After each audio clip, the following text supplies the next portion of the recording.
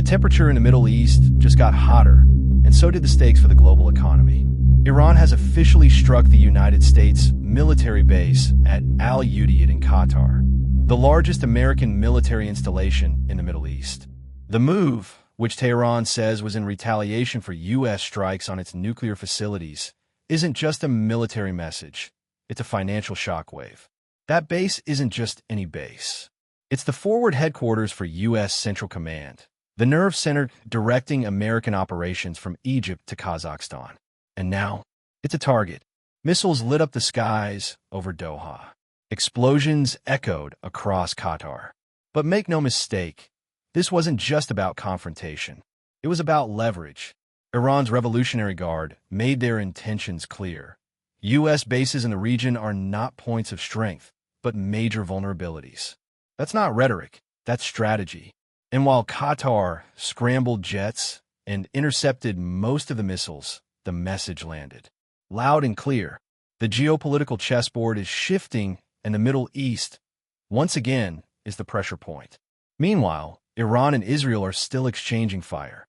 And just before a ceasefire was announced by President Trump, missiles were still flying.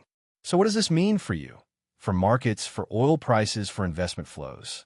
Instability near oil transit routes like the Strait of Hormuz means volatility.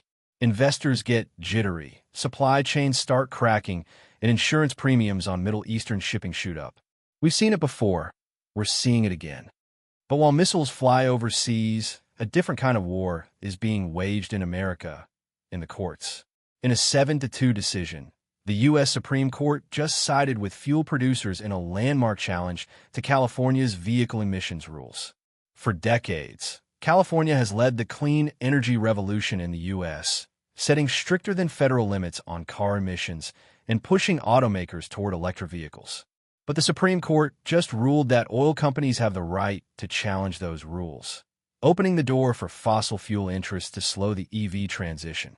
And that has global implications. California's regulations ripple across the entire auto industry. If they fall, the timeline for electric adoption might too. Put simply, while war threatens oil supply abroad, legal warfare at home may keep the world hooked on fossil fuels longer than expected. Two fronts, one global consequence. And this is exactly what we track here on How Global Economy Works. Not just the headlines, but the strategy underneath. Now, let's rewind. Let's look at how this war between Iran and Israel really started, and how, even before today's escalation, it was already shaking the global oil market.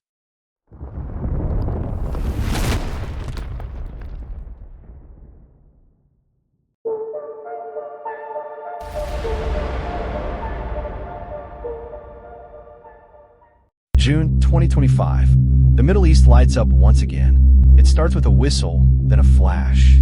Sirens scream over Tel Aviv. Crowds scramble for shelter. Within seconds, Iranian ballistic missiles rain down on Israeli cities. Not one, not 10, but over 100 warheads pierce the night sky. Israel's famed Iron Dome launches interceptors like fireworks, streaking across the darkness. Some missiles are blocked. Some aren't. Haifa burns. A Tel Aviv apartment block collapses into ash. Hospitals overflow with the wounded. Families bury the dead. Across the region, the war drums beat louder. But this isn't a surprise. Just days before, Israel struck first hard. In a surgical air raid, Israeli F-35s and drones bombed military sites in Tehran, Isfahan, and Tabriz, hitting a nerve. Iran's intelligence elite. Among the dead, high-ranking officers in the Islamic Revolutionary Guard Corps, including General Mohammad Kazemi, the head of IRGC intelligence. Iran's shadow general, now a smoldering name in the headlines. It didn't end there. Iran vowed revenge and delivered. The retaliation came like thunder. Explosions rocked Jerusalem. A port in Ashdod went dark. Over 20 Israeli civilians died in 48 hours. More than 200 wounded. Gas stations caught fire. Power grids flickered. And yet, this isn't just a war between two rivals. This is a seismic geopolitical earthquake. Because when Israel and Iran go to war, the tremors are felt across the globe. Within hours, global oil prices surged. Brent crude jumped nearly 8%. Traders scrambled. The stock market shivered. Asian equities dipped. Wall Street froze. In Europe, leaders convened emergency sessions. The Strait of Hormuz, through which 30% of the world's seaborne oil flows, suddenly became a floating minefield. One wrong move, and the world could face a 2008-level energy shock. Flight paths rerouted. Cargo ships stalled. The Suez Canal braced for insurance hikes. Western embassies went on lockdown. In Washington, D.C., the president addressed the nation with measured words and a firm gaze. But the Pentagon moved aircraft carriers closer to the Persian Gulf. The red lines were now blurred. In Tehran, chants of death to Israel, death to America echoed louder than ever. In Tel Aviv, citizens held each other close, praying that tomorrow wouldn't bring more funerals. And in living rooms from Lagos to London to Los Angeles, millions watched in fear, wondering, how far will this go? Will it remain regional or will become global? In this video, we're going to connect the dots, missiles in the sky and money in your wallet. We'll explore how the world's most volatile flashpoint can crash stock markets, cripple supply chains, ignite oil prices, and even decide elections in countries thousands of miles away. You'll discover why this war is not just about military power, but economic control. Not just about national pride, but global pressure. Not just about Israel and Iran, but China, the U.S., Russia, the G7, and the future of global trade. We'll also break down the intelligence race, the shadow games of cyber warfare, the clash of shipping empires, and why every time a drone explodes in the Middle East, the ripple hits the price of your Uber ride back home. So buckle up, because this isn't just news. This is history unfolding in real time, and it's only just begun. To understand why the world is once again staring at a potential global conflict, we have to rewind. Not just weeks, not just months, but decades. Israel and Iran have never officially declared war on each other, but they've been locked in a shadow war for more than 40 years. A war fought in the silence of the night, through assassins, cyber attacks, sabotage, and secret deals.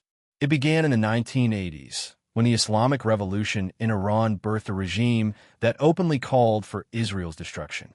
From then on, Tehran's strategy was clear: surround Israel with armed proxies, Hezbollah in Lebanon, Islamic Jihad and Hamas in Gaza, Shia militias in Iraq, Houthi rebels in Yemen, and a growing footprint in Syria. Israel responded the only way it knew how: preemptively, forcefully, and often invisibly.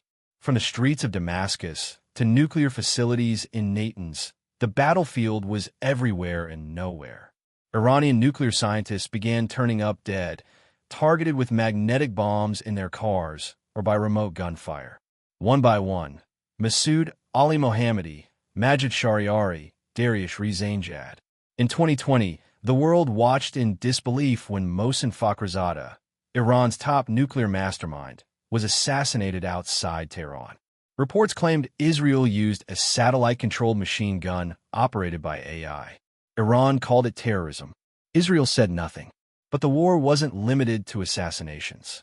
In 2010, the infamous Stuxnet virus, allegedly a joint Israeli-American cyber operation, crippled Iran's nuclear centrifuges, setting their uranium enrichment back by years. In Syria, Israeli jets have launched over 1,500 airstrikes since 2013, targeting Iranian weapons convoys and Hezbollah arms depots, trying to stop a missile ring from tightening around Israel's neck. In Gaza, Iranian funds helped Hamas develop rocket technology. In Yemen, Houthi rebels armed with Iranian drones attacked Saudi oil fields and threatened Israeli shipping in the Red Sea. In Lebanon, Hezbollah stockpiled over 150,000 rockets pointed at Israel's northern cities. This was the balance. Iran fights in the shadows. Israel responds in silence. A fragile rhythm of retaliation and restraint. Until now, on June 13, 2025, that pattern shattered. In a coordinated and brutal air raid, Israeli fighter jets entered Iranian airspace undetected. The targets were surgical and symbolic. Among them, Iran's elite IRGC intelligence compound in Tehran. And the crown jewel of the strike? General Mohammad Kazemi. Kazemi wasn't just another general. He was Iran's invisible enforcer. Recruited into the IRGC in the 1980s, Kazemi rose through the ranks as a ghost, operating in Syria, Iraq, and Lebanon, running informant networks, and overseeing Iran's most classified surveillance programs. When he replaced Hossein Taib as IRGC intelligence chief in 2022, it signaled a shift towards cyber war, deeper regional infiltration, and long-game destabilization. Killing Kazemi wasn't just an attack on a man. It was a direct strike at the heart of Iran's covert machinery. Iran responded 24 hours later, not with another proxy, not with a shadow op, but with open war. Hundreds of Shahab 3 and Fateh 110 missiles were launched from Iran, western Iraq, and Lebanon. Dozens reached Israeli territory. In Tel Aviv, Haifa, Ashdod, and even the Golan Heights, residents heard not just sirens, but explosions. At least 24 Israeli citizens have died so far, many of them in residential buildings struck in the early morning hours. One family of 5 was crushed beneath the rubble in northern Haifa. A children's hospital in Tel Aviv sustained a direct hit, though most patients have been evacuated. The Iron Dome worked overtime, intercepting over 70% of incoming projectiles, but it wasn't enough. Meanwhile, Israel's retaliation was just as fierce. The IDF bombarded western Iran for 2 days straight, hitting radar facilities, drone bases, missile stockpiles, and command centers. In Tehran, over 220 civilians have been reported dead, many of them women and children in apartment complexes near military zones. Over 900 wounded. Hospitals overwhelmed. Morgues full. Iran blames Israel for targeting residential areas. Israel insists the IRGC was using civilians as human shields. And caught in the middle are the people. But this isn't just Israel and Iran trading blows. Gaza, too, is erupting. On June 15th, Hamas launched a coordinated attack from Rafah, claiming to act in solidarity with Iran. Rockets lit up southern Israel. In return, the IDF resumed airstrikes across Gaza, flattening tunnels, weapons caches, and border zones. And if all this sounds familiar, it should. Because at the heart of it all lies a fear older than this war, the Iranian nuclear program. Ever since the collapse of the 2015 Joint Comprehensive Plan of Action, also known as the Iran nuclear deal, Iran has steadily enriched uranium past civilian levels. IAEA inspectors warn that Iran is now just weeks away from weapons-grade stockpile. Israel has long promised. A nuclear Iran is a red line. In 1981, they bombed Iraq's Osirak reactor. In 2007, Syria's Al-Kabar site. Today, the threat is Iran, and the stakes are nuclear. Benjamin Netanyahu, Israel's longest-serving prime minister, has built his legacy on confronting Tehran. His speeches at the UN made headlines. His covert campaigns crippled Iran's nuclear timeline. But now, he faces the most dangerous gamble of his career. War on multiple fronts, a wounded public, and a divided cabinet with international scrutiny mounting. On the Iranian side, Supreme Leader Ali Khamenei has vowed crushing revenge. The Islamic Republic sees this as not just defense, but survival. With internal dissent rising and economic sanctions tightening, conflict becomes a political tool. And so we find ourselves here. 24-plus Israeli civilians dead. 220-plus Iranians killed, including women and children. Over 70 buildings destroyed across Tehran, Haifa, and Tel Aviv. Global oil prices up 8% in 48 hours. Western militaries mobilizing. Diplomatic lines burning. This is not a proxy war. This is not a hidden strike. This is open conflict between two heavily armed nations with long memories, modern arsenals, and existential fears. And the rest of the world, watching, calculating, hoping, knows one truth. If this spiral isn't stopped, it could pull the entire region and the global economy into the fire. On the night of June 13th, 2025, the nature of Middle Eastern warfare changed forever. For decades, Israel and Iran traded blows in the shadows. Cyber attacks, covert assassinations, sabotage operations. But this time, there were no deniable proxies, no plausible denials. This was direct, brutal, open. It began with a meticulously coordinated Israeli strike, greenlit in the highest echelons of power inside Tel Aviv's Kiryat Defense Headquarters. June 13, 2025, the Israeli offensive. Just after 2 a.m. local time, a squadron of Israeli F-35 Iadirs lifted off from a forward base in the Negev Desert. Accompanied by sophisticated jamming aircraft and guided by U.S.-supplied satellite data, they breached Iranian airspace from the southwest. Their targets were as precise as they were symbolic. Fordow nuclear facility. Partial damage reported to uranium enrichment infrastructure. Parchin complex. Suspected missile manufacturing hub crippled. Tehran's IRGC Intelligence HQ. Direct hit. Among the dead, IRGC Intelligence Chief Mohammad Kazemi and 3 of his top aides. Isfahan Drone Research Site. Multiple secondary explosions. Footage showed vast fireballs lighting up the desert skyline. Back in Israel, military command watched in tense silence as footage streamed in. Israel's goal was clear: delay Iran's nuclear breakout timeline and decapitate the intelligence infrastructure coordinating attacks through Hezbollah and Syria. The message? Iran's escalation in Gaza and Lebanon would not go unanswered. Iran strikes back. June 14, 2025. Less than 24 hours later, Iran responded with overwhelming force. Not through proxies, through state-level retribution. At approximately 4 a.m., Iran launched over 160 missiles from various points in western Iran, Iraq, and allied groups in southern Lebanon. Among the weaponry, Shahab, 3 missiles, designed to strike long-range targets deep inside Israel. Fateh 110s, short-range, high-impact ballistic weapons aimed at strategic civilian and military sites. Cruise missiles from Iraqi Shia militia bases. Cities hit included Tel Aviv, 35 confirmed missile impacts. Major damage to residential towers near the Azrili Center. Haifa, port facility struck. Fires raged for hours before being contained. Jerusalem, multiple intercepted, but 1 missile struck the Kiryat Menachem neighborhood, killing 7. Casualties were immediate and widespread. Initial estimates confirmed 24 Israeli dead and over 310 wounded, many from falling debris or burns from secondary explosions.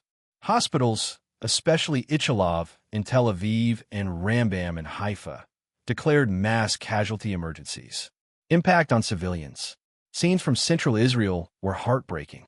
Families huddled in underground shelters. Emergency responders dragging children out of rubble. Elderly residents trapped in burning high-rises. Across the southern city of Ashkelon, entire neighborhoods were evacuated. Schools shut down. Water treatment plants temporarily ceased operations due to electrical failures from nearby hits. In the northern town of Kiryat Shmona, a missile destroyed a synagogue during morning prayers.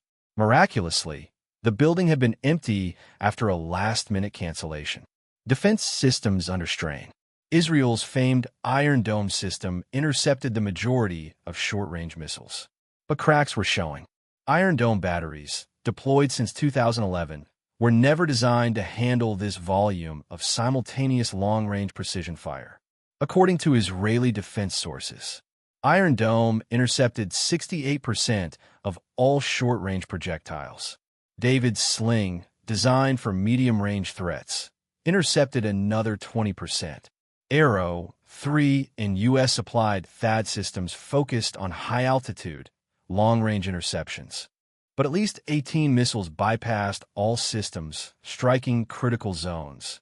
A senior officer admitted anonymously, "We are stretched. Our systems were built for Gaza salvos, not a national-scale war with a state adversary." Expert analysis. Security analysts worldwide began issuing warnings. Alex Vatanka, director of the Iran program at the Middle East Institute. If the conflict persists, Iran might escalate by targeting Israeli-linked energy infrastructure across the Gulf or Red Sea. That would drag in Saudi Arabia, maybe even Bahrain. Vatanka highlighted Iranian cyber units as a growing threat to water and energy grids. Meanwhile, Israeli military analyst Ori Goldberg expressed rising doubt over U.S. commitment. Biden has condemned Iran, but Washington is walking a diplomatic tightrope. Israel wants backup, but the U.S. doesn't want war during an election cycle. Goldberg warned that Israeli public morale, once defiant, now teetered between unity and fatigue. Another week of this, and reserve units will begin to waver. Families are scared. There's anger toward Iran, but also toward leadership decisions. International military movements. Within 48 hours, U.S. naval assets repositioned in the eastern Mediterranean. CENTCOM announced movement of Patriot batteries to Jordan. NATO held an emergency summit to discuss de-escalation. Reports also emerged that Iran moved mobile launchers into western Iraq, betting on U.S. reluctance to strike Iraqi soil. Israel responded by deploying Sayeret Matkal units, elite reconnaissance commandos, into suspected Iraqi border zones, hinting at possible cross-border sabotage missions. A dangerous new phase. By June 16th, Hezbollah fired coordinated barges into northern Israel. Over 500 rockets in under 48 hours. Israeli jets struck back, bombing southern Lebanon extensively. Casualties among Lebanese civilians are estimated at over 140, many in the cities of Tyre and Nabatea. Within hours of Israel's strike on Iran's nuclear and military infrastructure, global oil markets convulsed. Brent crude surged 5 to 7% in the immediate aftermath, reaching approximately $74 per barrel, with intraday spikes topping 13%, the steepest single-day gain since early 2022. West Texas Intermediate, WTI, saw a similar trajectory, rising more than 7%. Traders, analysts, and policymakers alike began whispering the unthinkable, $100 oil. Why such volatility? Because nearly 20% of the world's oil supply flows through the Strait of Hormuz, a choke point that Iran has previously threatened to close in times of conflict. With missiles flying and Iranian naval assets shifting positions, the mere suggestion of a Hormuz shutdown sent shockwaves across futures markets. The International Energy Agency, IEA, scrambled to reassure the public, stating that strategic reserves, over 1.2 billion barrels strong, could be released to stabilize prices if necessary. Yet traders weren't convinced. As Jacob Larson of BIMCO noted, if the U.S. is seen as involved in any of the attacks, the risk of escalation increases exponentially. Hormuz isn't just a pipeline. It's the aorta of the global oil economy. Market panic. Equities, commodities, and shipping. Wall Street felt the tremors too. The S&P 500 dropped 1.1%. The Dow Jones Industrial Average lost 1.7%, and the Nasdaq fell 1.3%. J.P. Morgan analysts issued an urgent market note, warning that any sustained disruption in energy markets could reverse the months-long trend of cooling inflation. Bitcoin, surprisingly, remained flat, some investors viewing it as a hedge against geopolitical uncertainty. Gold, however, rose nearly 4% as a traditional safe haven. Shipping companies responded quickly. Maersk and Mediterranean Shipping Company diverted tankers away from the Gulf, citing increased risks of Iranian drone and missile strikes. Lloyd's of London raised insurance premiums for cargo transiting through the Gulf of Oman and Hormuz. Greece and the United Kingdom issued advisories to vessels, urging them to avoid the Gulf of Aden and document all movement through high-risk zones. Supply chain fragility. As airlines suspended flights to Tel Aviv, Tehran, and Baghdad, the broader supply chain came under pressure. The Gulf is a key transit route for goods between Asia, Europe, and Africa. Any interruption in maritime shipping routes, particularly oil tankers and cargo carriers, threatens to paralyze trade. Automakers like Toyota and BMW flagged concerns about sourcing petrochemical-based parts. Even semiconductors, already strained by Taiwan tensions, saw renewed stress due to material sourcing from Gulf nations. Wheat futures jumped 6% amid fears that Persian Gulf shipping delays would disrupt exports from Iran and Iraq. Meanwhile, energy-intensive industries like aluminum and cement manufacturing braced for higher operating costs due to surging input prices. Inflation and the consumer backlash. Back in the U.S., consumers had just begun enjoying relief from inflation. The latest consumer price index had shown a 0.1% monthly rise, moderate compared to the past year. Gasoline prices had even fallen 2.6%. But now, analysts feared those gains would vanish. Natasha Kineva and her team at J.P. Morgan wrote, "Any political decisions that inflate oil prices will almost certainly undercut domestic economic stability. Trump's campaign hinges on affordable energy. This war could destroy that narrative. Indeed, if oil prices breach $100 per barrel, analysts forecast U.S. gasoline could average $4.50 to $5 per gallon by July, numbers not seen since 2022. Airlines would raise ticket prices, supply chains would pass costs to consumers, and the Federal Reserve could be forced into another interest rate hike to contain inflationary momentum. Global economic diplomacy in crisis. OPEC Plus was quick to respond. While previously agreeing to raise output by 411,000 barrels in July, the cartel's Secretary General Haytham Al-Ghais criticized the IEA's rhetoric. Statements projecting emergency reserve releases spook markets unnecessarily, he said. Behind closed doors, Saudi Arabia reportedly held emergency consultations with Russia and the UAE to weigh next steps. China, the world's largest oil importer, signaled it would increase crude purchases from Venezuela and Russia to diversify supply.